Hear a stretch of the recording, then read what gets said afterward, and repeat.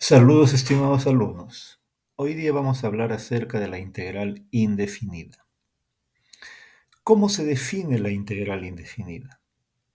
Se define a través de esta expresión del lenguaje matemático. Se lee así: la integral de una función f minúscula de x es igual a la función f mayúscula de x más una constante. Es decir, en este proceso de integración nosotros conocemos una función denotada con f minúscula y nuestro objetivo es encontrar esta función f mayúscula.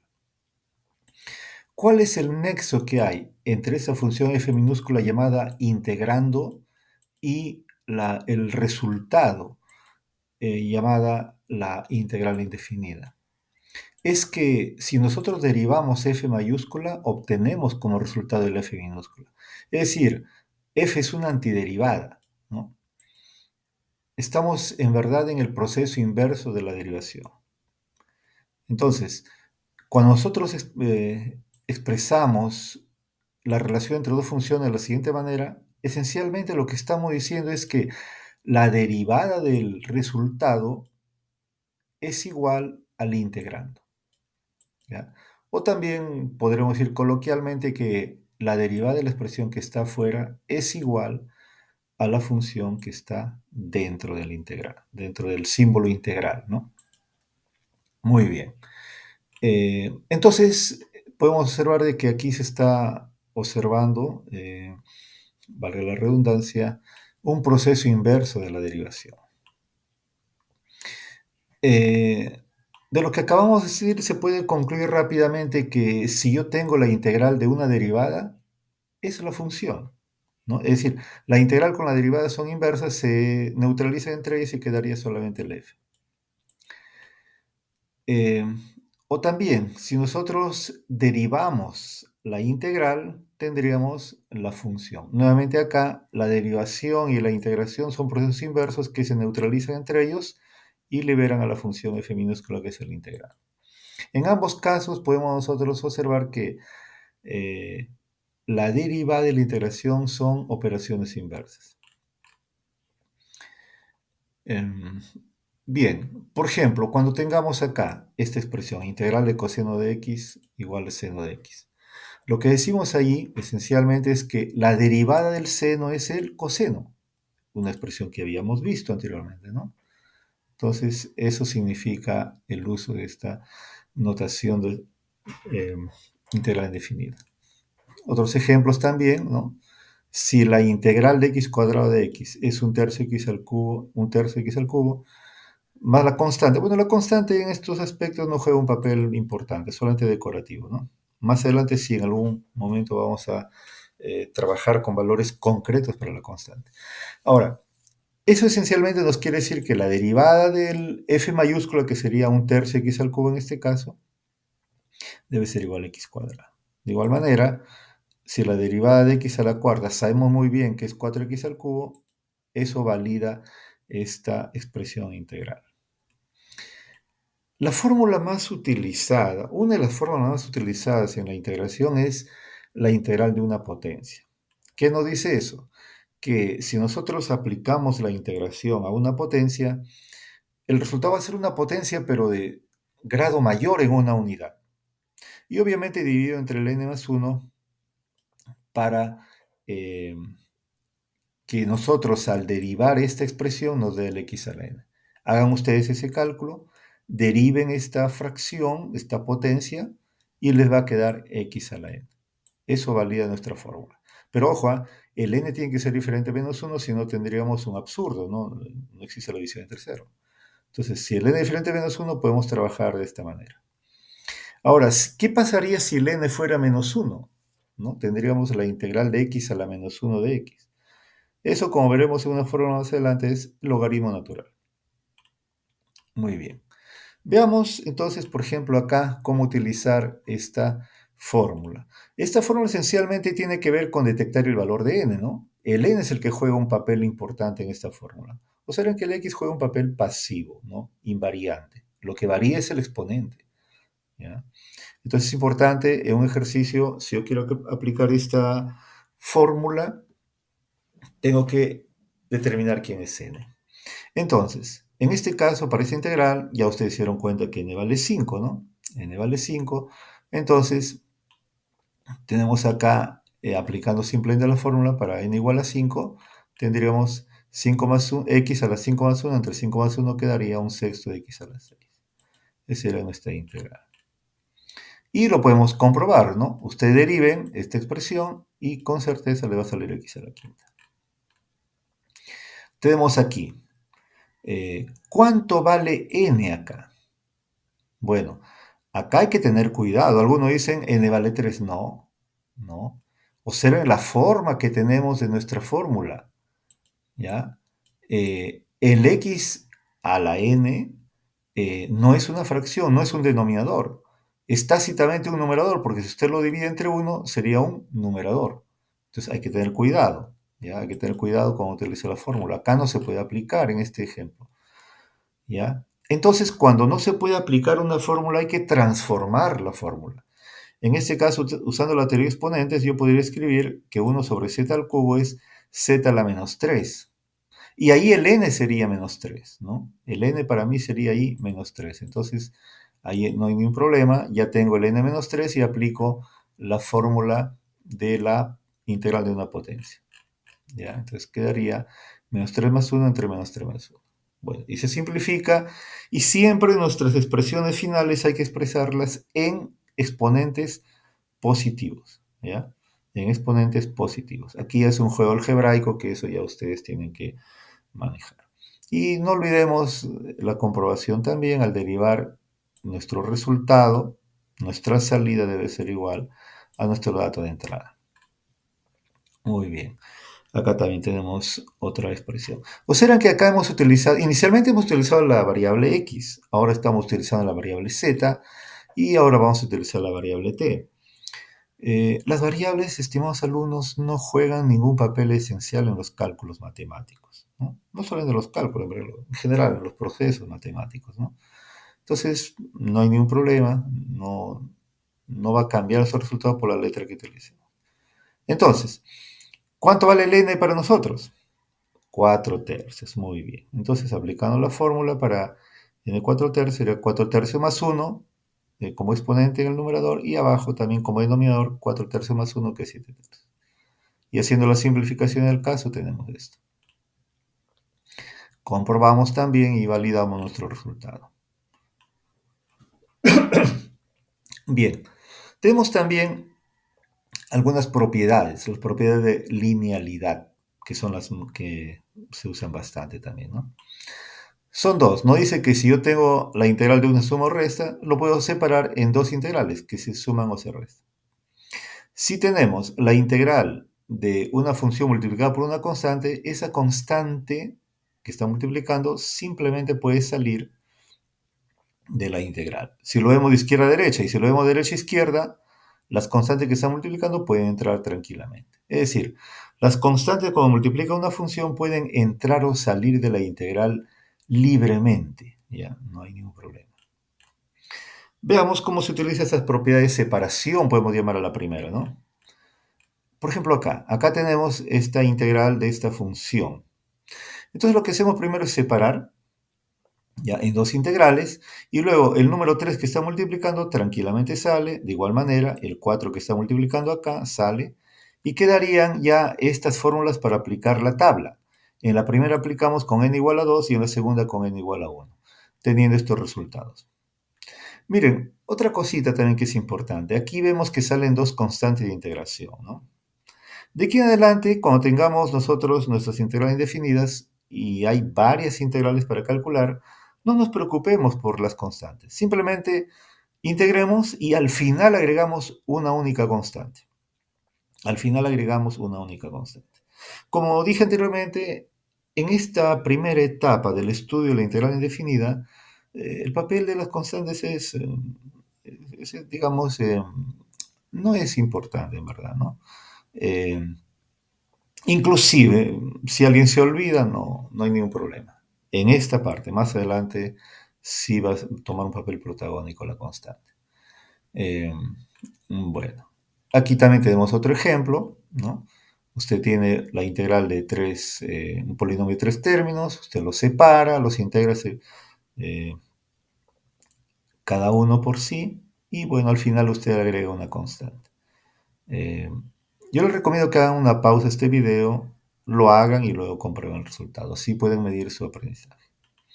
Y aquí también ya no utilizamos la variable x, sino utilizamos la variable u. Separamos entre las integrales y atacamos cada integral separadamente y así se facilita el cálculo. Miren, acá se evidencia algo que yo siempre les repito, ¿no? El carácter simplificativo que tiene la matemática. Pasar de lo complejo a lo sencillo. Nosotros hemos empezado hablando de la integral de una potencia, que es un único término, y ahora estamos calculando integrales que tienen varios términos, ¿no? Es decir, estamos pasando de integrales complejas a integrales simples. Calcular esa integral compleja equivale a calcular tres integrales simples. ¿Ya? Entonces es importante reconocer ese carácter de la matemática, ¿no? De pasar las cosas complejas a simples. Acá también tenemos, ya habíamos visto, ¿no? Acá hay que tener cuidado. Al separar, hay que tomar en cuenta que si quiero aplicar la regla de la potencia, tiene que estar como numerador. En este caso es el numerador de la fracción t-2, t a la menos 2 sobre 1. Y aplicamos tranquilamente, sin ningún problema, ¿no? Ahí están los cálculos, pero repito, háganlo ustedes, pausen el video, háganlo ustedes y luego verifiquen los resultados. Y no se olviden también que comprueben, ¿no? Al derivar, el resultado de salida tiene que dar igual al integrando, que es el dato de entrada. Acá también tenemos otros ejemplos. Aquí hay varios ejemplos que seleccioné. También acá. Acá este ejercicio ya es un poquito diferente, ¿no? Porque ya nos dan con denominador variable. Bien, entonces miren, el primer paso siempre es tratar de aplicar la tabla en esta primera etapa. Sin embargo, aquí no se puede aplicar la tabla. Entonces, normalmente lo que tenemos que hacer es transformar nuestros integrandos para poder separarlos, integrar, atacarlos separadamente. Como se dice, divide y vencerás, un principio, un viejo adagio por ahí, ¿no? Entonces, este integrando es fuerte inicialmente, no se deja integrar, ¿no? Bueno, entonces lo que hacemos nosotros es hacer una operatividad algebraica para poder transformarlo, separarlo, debilitarlo y resolverlo.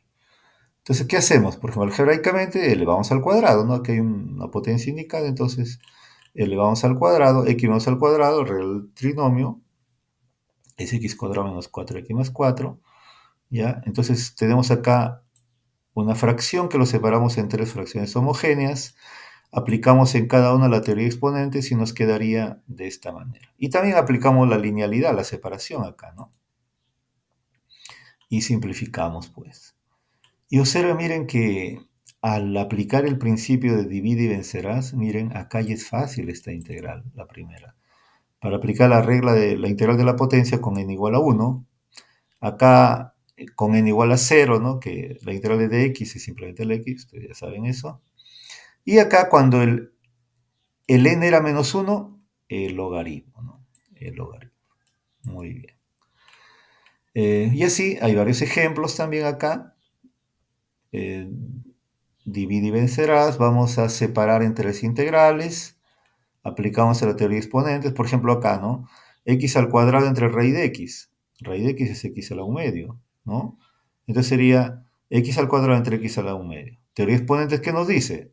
Cuando usted tiene cocientes de potencias de la misma base, simplemente la base se mantiene y los exponentes ¿cómo era? Se restan, ¿no? Muy bien, se restan. Correcto. Entonces 2 menos 1 medio quedaría x a las 3 medias. Perfecto. Y así en lo demás aplicamos la teoría de exponente, observenlo bien ahí, ¿no? Ahí el proceso está correcto, sino que a estas alturas ya yo estoy obviando algunos pasos, ¿no? Pero bueno, en esta primera etapa que ustedes están aprendiendo, les recomiendo que no obvien pasos, ¿ya?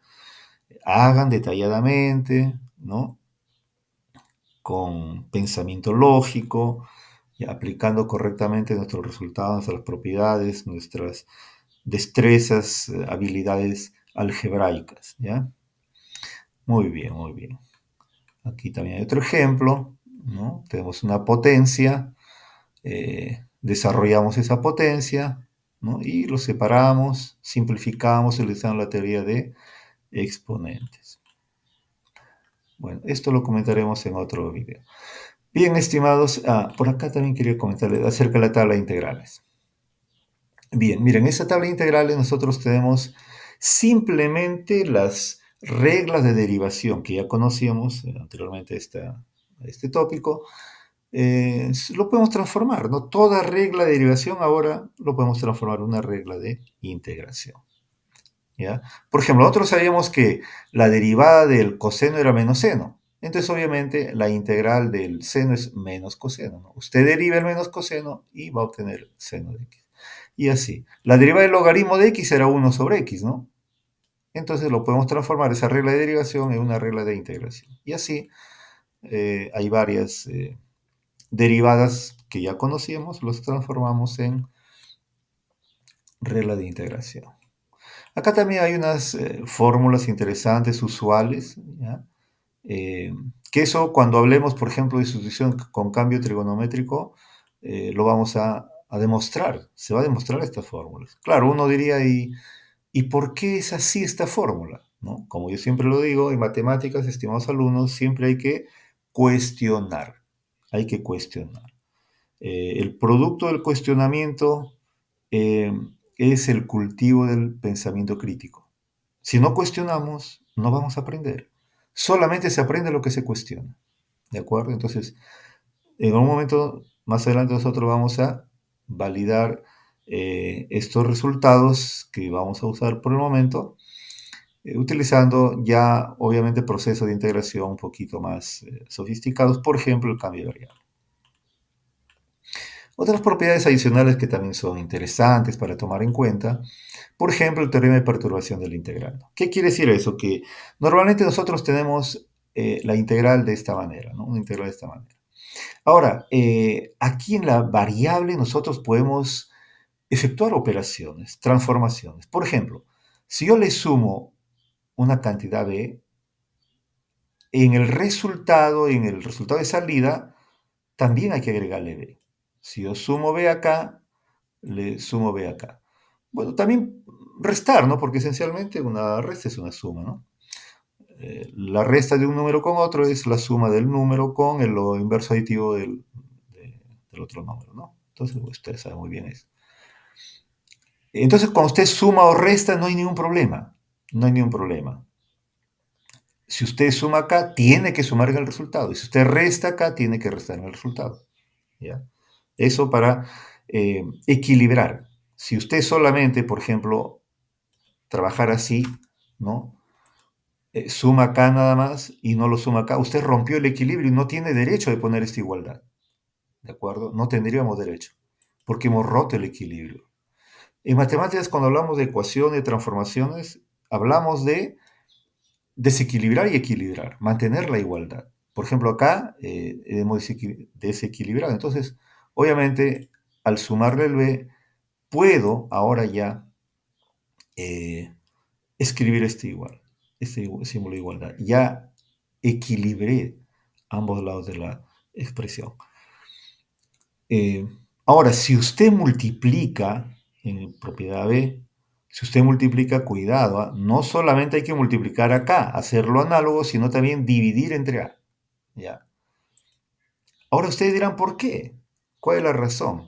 La razón es sencilla, que usted al derivar esto, tiene que darle esto. Aplique usted la regla de la cadena, si usted deriva esto, le va a dar esto de acá. Pero si no estuviera el A, no le va a dar. ¿Ya? De igual manera, usted al derivar esto, le va a dar este integral. ¿Ya? Y bueno, combinando A y B tenemos C. Es decir, si yo sumo, bueno, y como hemos dicho en la primera parte, simplemente que ustedes lo suman el resultado. Pero si usted multiplica, como está multiplicando el X acá, hay que dividir. ¿Ya? Entonces, la C sintetiza ambas. Si se demuestra de que al derivar esta expresión nos da el integrando, utilizan la regla de la cadena. ¿Ya? Hagan ustedes eso y van a ver que lo que comento es cierto. ¿Para qué nos sirven este teorema, no? Nos sirve porque ya podemos calcular integrales un poquito más elevado de nivel, ¿no? Por ejemplo, acá, si multiplicamos al x por a, la integral del seno sería, normalmente si no estuviera el a sería menos coseno de x, ¿no? Pero como está el a, no solamente multiplicamos en el resultado, sino también dividimos. De igual manera acá, no solamente multiplicamos en el resultado, sino también dividimos. De igual manera acá, e a la x sería e a la x, pero como estamos multiplicando el resultado, también tenemos que dividir. En este caso es como si el a fuera menos 1, ¿no? Observen acá es como si el a fuera menos 1. Entonces, estamos aplicando en este ejercicio D, estamos aplicando la fórmula C con a igual a menos 1. Y ustedes tienen ese resultado. También tenemos la integral logarítmica, ¿no? Que a veces aparece. Si yo tengo en una integral una fracción donde el numerador es la derivada del denominador, entonces simplemente el resultado es el logaritmo de el denominador. Entonces, para poder aplicar la integral logarítmica, usted tiene que asegurarse que la derivada del denominador, es decir, lo que está abajo, es lo que tenemos arriba. Arriba debemos tener en el numerador la derivada del denominador. Siendo así, simplemente aplicamos, quedaría el logaritmo del denominador. Por ejemplo, acá hay algunos ejercicios, ¿no? El 2x es la derivada de x cuadrado más 1. Entonces, obviamente, como tengo que el numerador es la derivada del denominador, entonces mi resultado será el logaritmo del denominador. Acá también, el coseno es la derivada del seno. Entonces, como se repiten ahí, sería el logaritmo del denominador. La derivada del denominador que tenemos acá, el coseno, entonces cumple, ¿no? Arriba tenemos la derivada y abajo la función. Y así con estos ejemplos, ¿no? Acá también, el último ejemplo, tenemos nosotros eh, la integral de x sobre x logaritmo de x. Pero nosotros sabemos que el 1 sobre x es la derivada del logaritmo. Entonces arriba en verdad tenemos un logaritmo, ¿no? En derivada. Entonces aquí prácticamente cumple con esta integral logarítmica y entonces el resultado sería el logaritmo del denominador que es logaritmo de x. Bien, ¿qué más por acá? Creo que con eso termina. Hay ejercicios propuestos. Bien, eso era el motivo de dar unas primeras ideas acerca de lo que es la integral indefinida. Muchas gracias por su atención.